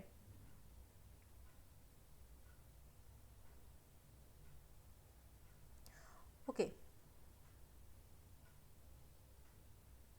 Okay, so about the final examination, I think it is not my part of, I think let you know about the final examinations, because the final examination, the question will be more or less similar for the MCQ. If you understand the topic, it will be easier for you to write the final examination. And anyways, it is just start beginning of the course, so don't worry of the final examination right now. Just understand the question and it will be more easier. And okay, so there is a question like phenol will donate hydrogen more easily than ethanol. Yes, phenol will donate hydrogen more easily than methanol, because in case of the phenol, as I draw here, there is a resonance taking part, right? The oxygen lone pair, it is taking part in resonance in with the benzene ring. That's why the electron flow is shifting toward this benzene ring. the benzene ring gets the negative charge and it is delocalized. So, this OH bond it is cleaved, but in case of ethanol there is CH2, CH3, CH2 OH. So, in case of ethanol what happens, like there is CH3, CH2 and OH. Okay. So, after the proton donation, if it donates the proton, the conjugate base is CH3, CH2 and O minus. So, there is no stabilizing force for this O minus. So, the conjugate base is not that much stable, whereas in the phenol, if it donates the proton, there is a O minus, and this minus charge is stabilized by resonance with the phenol ring. Since the conjugate base of the phenol is more stable, that's why phenol is more acidic than the ethanol. Yeah, the resonance is absent in ethanol, but possible in phenol. That's why ethanol is. So, we are checking the stability. Yeah, the conjugate base stability is we are checking for the acidity. The more stable is the conjugate base, the more acidic will be the compound. Okay. Like phenol, for phenol the conjugate base is more stable, that is why phenol is more acidic, because if the conjugate base is more stable, it will be more easily formed. But in case of ethanol, there is no resonance and the conjugate base is not stabilized at all. So, ethanol will remain as ethanol. Why it will be, it will donate a proton if it is not stabilized at all. Okay. So, is it clear why phenol is more acidic than ethanol, or there is a little bit dumb? Okay, thank you so much. Okay, so I think I will close today's meeting right now, and I am sharing my email ID here. So, if you have any doubt, please do email me.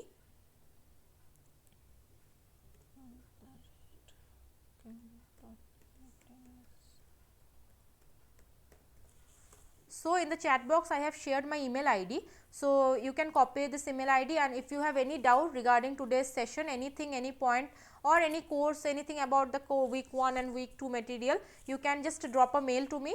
And anyways, this video and this PPT I will share soon, and it will be make available to you by from the NPTEL site at their website, and you can check it out there. This kind of class we will have also in the next Saturday from 6 p.m. to 8 p.m. and next Saturday we will discuss the week 3 course material. Okay. So, I think still if you have any doubt from week 1, week 2 or anything, week 3 you can just write. Okay, my introduction once more I will like to introduce myself. My name is Mousumi Deb and I am a PMRF fellow, Prime Minister Research Fellowship fellow from the Department of Chemistry and Chemical Biology of IIT ISM Dhanbad. And the students who have joined, I will request you please kindly join within start of 5 to 10 minutes because otherwise it is problematic to allow everybody one by one. Anyways, so I think it is clear to everybody. So, thank you. I will close the meeting today for now. So, let us meet next week. Okay. So, thank you. Yeah, bye. Thank you.